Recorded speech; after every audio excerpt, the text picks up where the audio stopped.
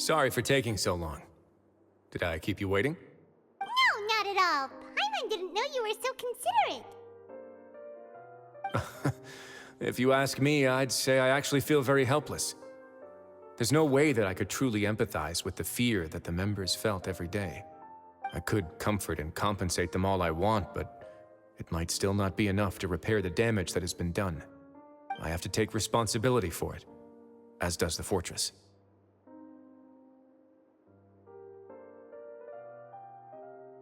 Yeah, it's the least that we could do. So, do you have a plan for how you're gonna deal with him yet? Oh, Dugier? I've already got an idea. For now, I think I'll do nothing. Huh? Why? I think it's a very fitting punishment for him to have to imagine the sorts of punishments that will soon be coming his way. He'll be left in the dark with regards to both the dates and the details of his punishment. Of course, that's not to say that I'll be letting him off scot-free. It's not often that I actually get the chance to be creative with my punishments. I'm going to talk to the members of the society. He'll get a chance to experience everything that he's ever inflicted on them.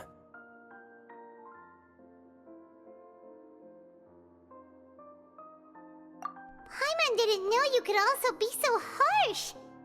Looks like she should watch her tongue when she's around you in the future. Why do you think I'd do that kind of thing to you? You offend me, Paimon. Anyway, jokes aside, thank you so much for all of your help. There's still a lot for me to take care of, so... How about this? I'll treat you to a meal in 2 days at the Coupon Cafeteria. We should have a better handle on things by then. No, Paimon's had enough of that place. Don't worry, it won't be the same old welfare meal. I'll make the necessary arrangements.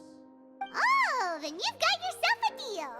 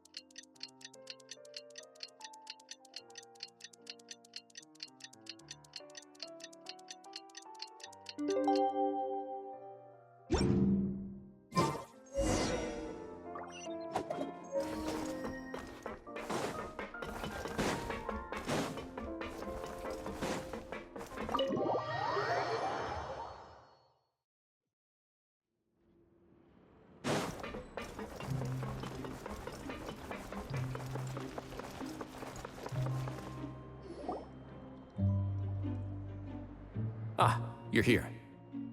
Paimon never forgets about meals.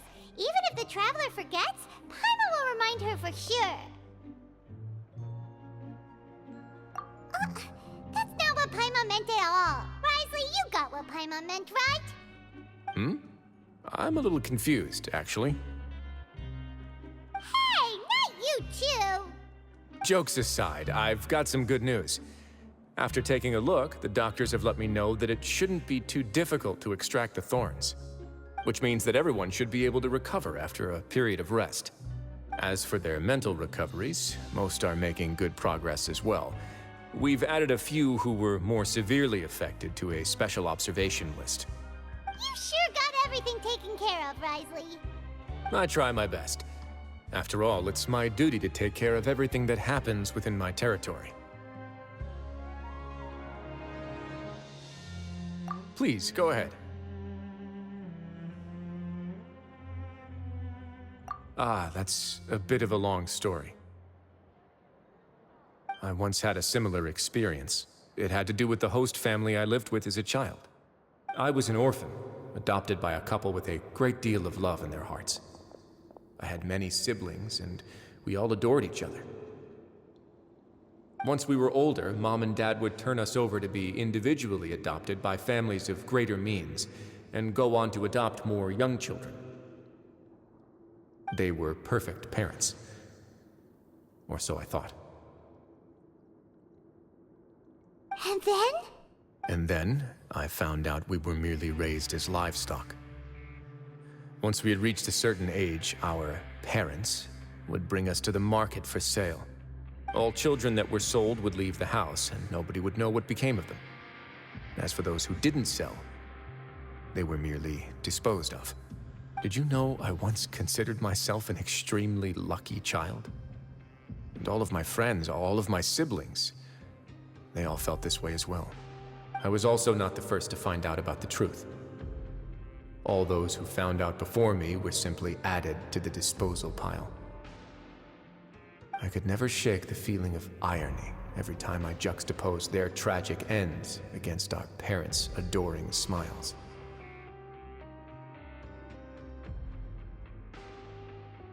Yes, like the society, my parents created a facade of joy, lied to satiate their desires, and even employed incredibly cruel methods to keep their grasp on power. They did all of that, but never considered how their actions would utterly ruin all the children they took under their wing. Worse, perhaps they never cared about that at all. But I did. So in the end, I killed them and set all of the remaining children free. I was convicted for my crimes and exiled to the fortress of Meripede. Ah. My methods were extreme, yes, but I was still a teenager at the time. I'd been betrayed by those I trusted most, and I didn't think that more moderate ways would solve the problem. My doubt and helpless anger pushed me forward until I got what I deserved.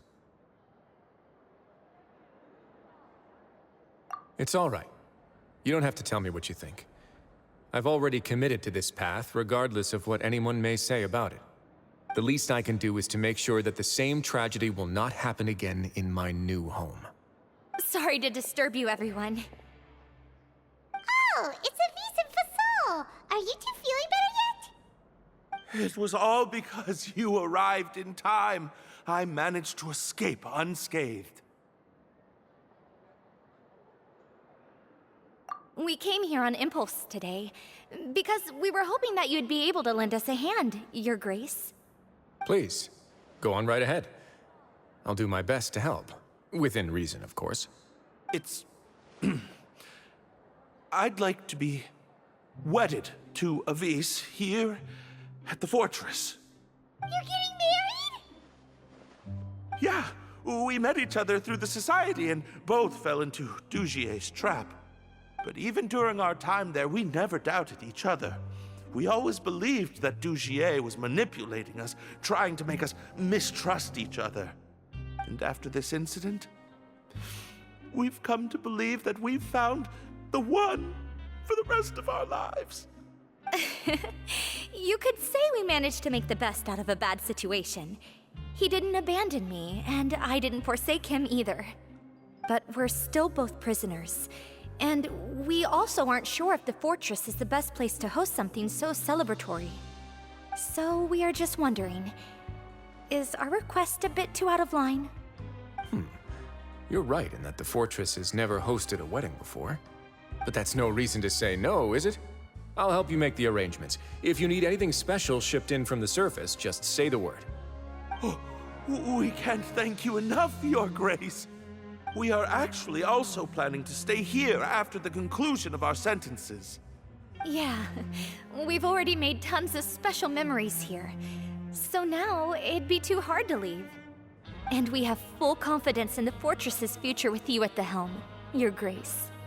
Your trust is the highest form of praise. Hey, loosen up a bit. Shouldn't you be the happiest man in Teyvat to hear that people would like to stay of their own free will? Yeah. I'll always take a genuine expression of faith over any obligation to obey.